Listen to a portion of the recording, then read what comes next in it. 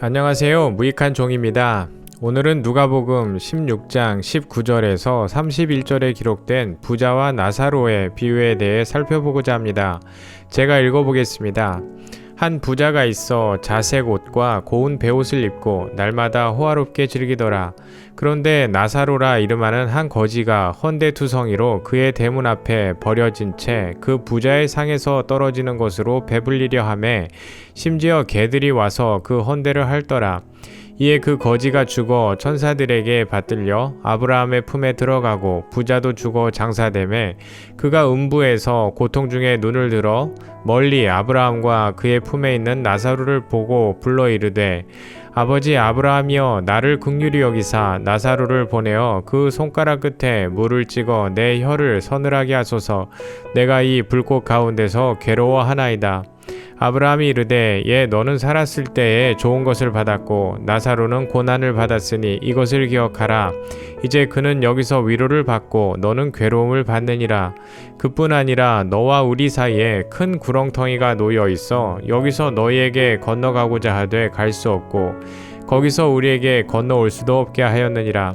이르되 그러면 아버지여 구하오노니 나사로를 내 아버지의 집에 보내소서. 내 형제 다섯이 있으니 그들에게 증언하여 그들로 이 고통받는 곳에 오지 않게 하소서.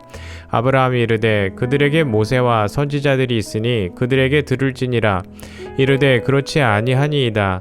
아버지 아브라함이여 만일 죽은 자에게서 그들에게 가는 자가 있으면 회개하리이다.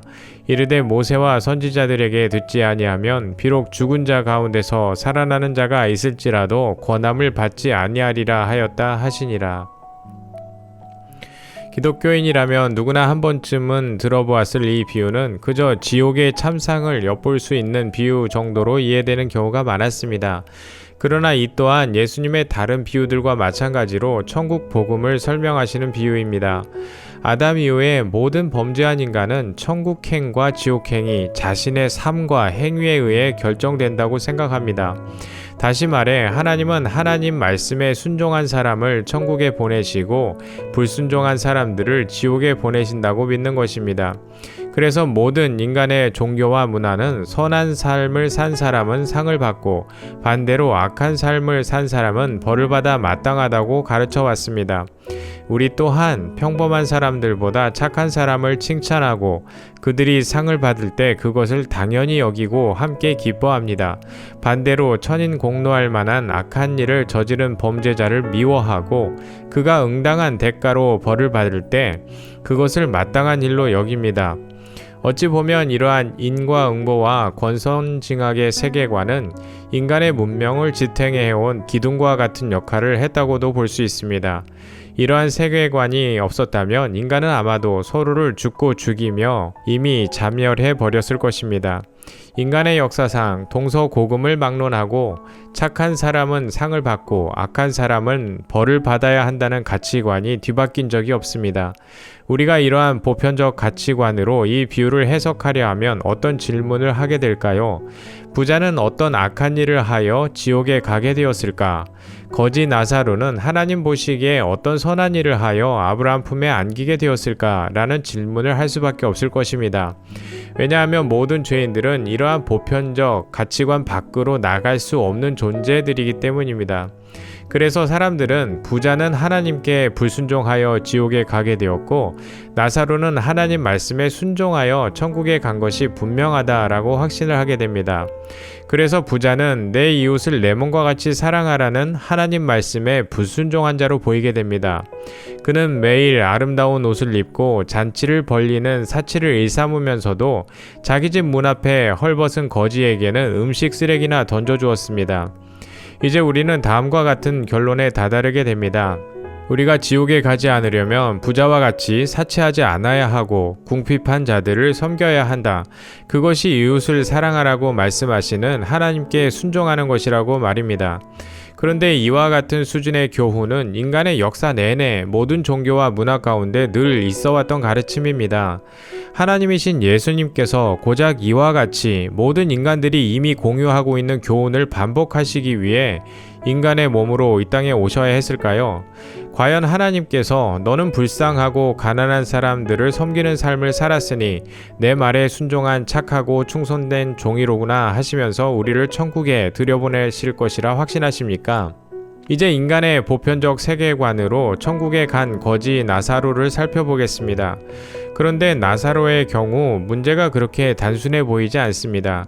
왜냐하면 나사로가 천국에 갔다면 하나님께 칭찬을 받을 만한 순종의 삶이 그에게 있어야 하는데 비유를 살펴보아도 그가 하나님의 말씀에 순종을 했다는 그 어떤 증거도 발견할 수가 없습니다. 비유에 나타난 그의 삶은 그저 부자의 상에서 떨어지는 부스러기로 연명하며 헐벗었으며 온 몸이 상처투성이어서 개들이 와서 그의 상처를 핥았다고 되어 있습니다.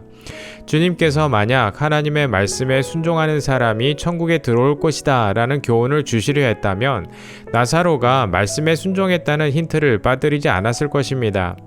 인과응보의 가치관을 버리지 못하는 인간에게는 이 비유는 풀기 어려운 난제로 다가옵니다. 그래서 차선의 해석을 시도합니다.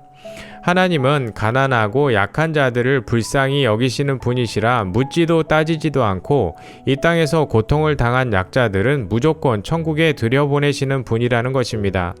민중신학과 해방신학은 세상을 부자와 가난한 자로, 가진 자와 소외된 자로 나누고 하나님은 무조건적인 약자의 편이라는 논리를 가지고 성경을 해석합니다.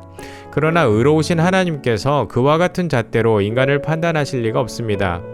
성경은 곳곳에서 인간의 절망적 현실을 반복하여 증언하고 있습니다. 사도 바울도 로마서 3장에서 의인이 없나니 하나도 없고 선을 행하는 자도 없다고 팩폭을 날리고 있습니다. 이를 통해 하나님의 관점과 인간의 관점이 전혀 다르다는 것을 알 수 있습니다. 인간의 눈으로 보자면 이 땅에도 자신을 희생하고 헌신하는 의인이 없다고 할 수는 없습니다. 그들의 삶은 평범한 사람들에게 눈물이 날 만큼 감동을 주고 귀감이 되기도 합니다. 그들의 희생과 헌신은 세상에 널리 알려져 칭송받을 만하고 때론 이기적인 우리를 부끄럽게 하기도 합니다. 그런데도 하나님은 그렇게 훌륭한 인간을 의인으로 인정하지 않으시고 그가 선을 행했다고 보시지도 않는다는 것입니다. 결론적으로 말하자면 인간은 자신의 행위와 삶의 결과로는 천국에 이를 수 없다는 것입니다. 하나님께서 성경을 통해 거듭 강조하는 바는 너희가 너희 스스로 나는 하나님의 말씀에 순종한 자입니다 라는 자의식을 가지고 있다 해도 나는 너희의 순종을 선으로 여기지 않겠다는 것입니다. 그렇다면 우리 편에서 보자면 천국에 들어갈 수 있는 길이 완전히 봉쇄되어 버린 것입니다. 아무리 길고 튼튼한 사다리를 만들어도 그 사다리를 하늘에 기대어 오를 수 없듯이 인간의 삶과 행위로는 천국에 이를 수 없다는 것을 알아야 합니다. 주님께서 죄인된 우리의 눈을 열어 인간의 세계관을 버리고 하나님의 말씀에 아멘할 수 있게 하셨다면 이제 주님의 비유도 보여주실 것입니다. 지금까지 살펴보았듯이 주님의 비유는 인간의 세계관으로는 이해될 수 없습니다. 인과응보적 관점으로는 하나님께 인정받을 만큼 착하고 충성된 자가 천국에 가고 그 반대의 경우 지옥에 가는 것이 마땅할 것입니다. 그러나 하나님께서 인정하실 만한 착하고 충성된 자는 세상에 존재하지 않습니다. 그렇다면 인간 스스로 천국에 들어가는 것은 불가능하다는 말입니다. 그런데 아브라함 품에 안긴 거지 나사로는 도대체 어떻게 천국에 갈 수 있었던 것일까요? 일단 지옥에 가게 된 부자의 모습을 먼저 살펴보겠습니다. 주님은 이 부자가 자색 옷과 고운 베옷을 입고 날마다 호화롭게 즐겼다고 말씀하셨습니다. 물론 주님께서 그가 살아생전에 호의호식했다는 이유로 지옥에 가게 되었다고 말씀하신 것이 아닙니다. 그런 이유로 지옥에 가는 것이라면 오늘날의 우리 대부분은 지옥에 갈 수밖에 없을 것입니다. 우리는 지금 옛날의 왕보다 더 화려하게 입고 그들이 먹었던 것보다 더 맛있는 산의 진미를 누리며 살아가고 있기 때문입니다. 이 비유에서 부자가 어떤 자인지 이해하려면 주님께서 부자를 어떤 의미로 이해하고 계신지를 알아야 합니다. 어느 날 한 부자 청년이 주님께 찾아와 내가 무엇을 해야 영생을 얻을 수 있습니까? 라고 질문하였습니다. 주님은 율법에 기록되어 있는 대로 따르라고 대답하셨습니다. 청년은 기다렸다는 듯이 저는 어려서부터 율법을 다 지켰습니다. 라고 대답하였습니다. 주님은 그런 그에게 네가 가진 모든 재물을 다 팔아 가난한 자들에게 나눠주고 나를 따르라고 말씀하셨습니다. 그 부자는 주님의 말씀을 듣고 잠시 고민하다가 주님을 떠나버리고 말았습니다. 그때 주님은 제자들에게 부자가 천국에 들어가는 것이 얼마나 어려운지 낙타가 바늘기로 들어가는 것이 더 쉽다라고 말씀하셨습니다. 이 사건을 통해 주님께서 부자를 어떤 의미로 사용하고 계신지 알기 위해서는 그 부자에게 버리라고 말씀하신 재물이 무엇인지를 먼저 이해해야 합니다. 주님은 저는 어려서부터 율법을 다 지켰습니다 라고 대답한 그에게 왜 뜬금없이 가진 재물을 다 나눠주라고 말씀하신 것일까요? 만일 그 청년이 주님의 말씀대로 자신의 재물을 가난한 자들에게 다 나눠주고 주님께 나왔다면 그는 영생을 얻을 수 있는 것일까요? 그렇지 않습니다.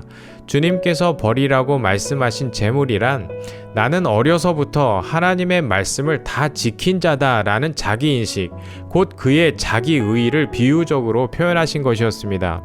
따라서 주님께서 말씀하시는 부자 또한 나는 천국에 들어갈 자격이 있다고 믿는 자기의가 충만한 자들에 대한 비유적 표현인 것입니다.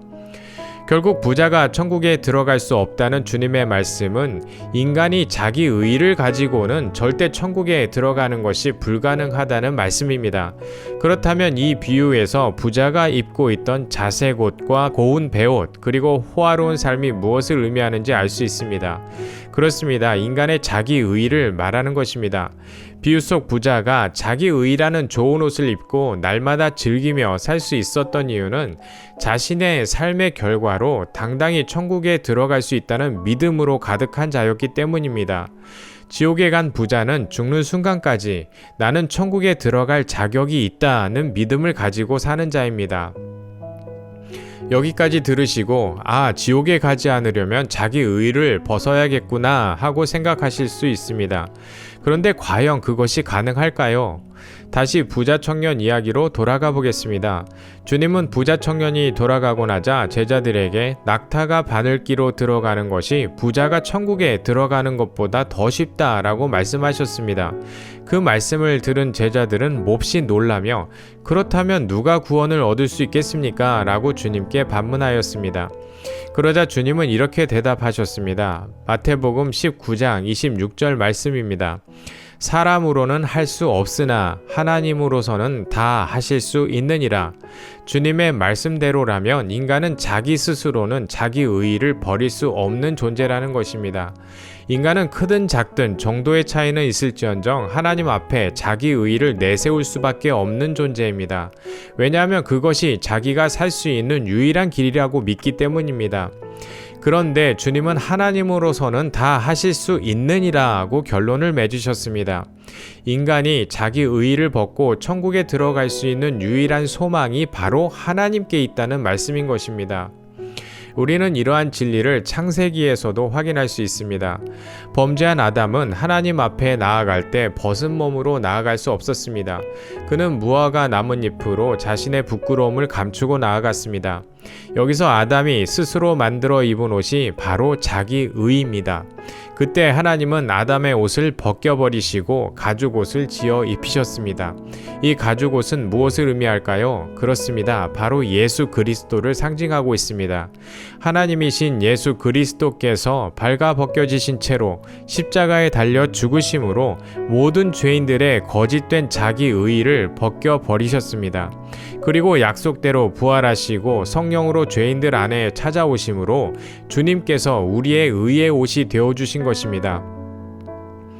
이제 아브라함의 품에 안긴 거지 나사로가 어떠한 존재인지 알 수 있을 것입니다. 그는 이 비유에서 모든 교회를 대표하는 등장인물로 부자와 대치된 존재입니다. 살펴본 대로 비유에서 부자란 자기 스스로 자기 의의를 벗을 수 없는 죄인들인 동시에 그 거짓된 의의를 벗겨주시는 하나님의 은혜에서 제외된 자들입니다. 따라서 거지 나사로는 하나님의 은혜로 예수님과 한 몸으로 연합되어 자기 의의가 완전히 완전히 벗겨진 자들입니다. 그들은 자신들의 죄로 말미암아 십자가에서 완전히 발가벗겨지신 예수님 안에서 자신들의 죄와 허물이 드러나게 된 자들입니다. 나사로의 헐벗음은 죄 없으신 그리스도께서 당하신 벌거벗음의 수치를 통하여 자신의 그 어떠한 행위와 삶의 결과로도 천국에 들어갈 자격을 얻을 수 없음을 자각하게 됨을 의미합니다. 거지 나사로는 자신이 헐벗은 존재이며 자기 스스로 마지막 혼인잔치의 예복을 준비할 수 없음을 알게 된 자입니다. 그리고 그는 자신의 죄와 허물 때문에 온몸에 매맞아 찢기시고 손과 발에 못이 박히셔야 했던 주님께서 자기 안에 찾아오셨음을 보게 됩니다. 개가 핥던 나사로의 상처는 바로 만신창이로 찢기신 예수님과 한몸 되었음을 믿게 된 그의 믿음을 의미합니다. 이사야 53장의 예언은 바로 이러한 나사로의 실종과 고백이라 할 수 있습니다. 이사야 53장 5절에서 9절 말씀 보겠습니다. 그가 찔림은 우리의 허물 때문이요 그가 상함은 우리의 죄악 때문이라. 그가 징계를 받음으로 우리는 평화를 누리고 그가 채찍에 맞음으로 우리는 나음을 받았도다.